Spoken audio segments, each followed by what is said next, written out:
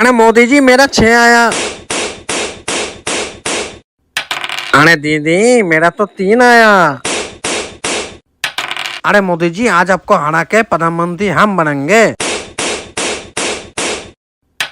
अरे दीदी मोदी से पंगा मत लो दीदी। जय श्री राम। जय बांग्ला। सुनो दीदी मेरे भारतवासी मुझे बहुत प्यार करते हैं। अरे मोदी जी मेरा तो सिर्फ एक ही बच्चा है, आज तो मैं ही जीतूंगी। आज देखते हैं भारतवासी किसको ज्यादा प्यार करते हैं। मेरे भाइयों और बहनों क्या मैं आज सच में हार जाऊंगा? तुम लोग किसको जिताना चाहते हो, मोदी को या दीदी को? अगर तुम लोग मोदी को जिताना चाहते हो तो इस वीडियो को लाइक करके चैनल को सब्सक्राइब करो और कमेंट पे टाइप करो मोदी। और अगर तुम लोग दीदी को जिताना चाहते हो तो कमेंट पे टाइप करो दीदी।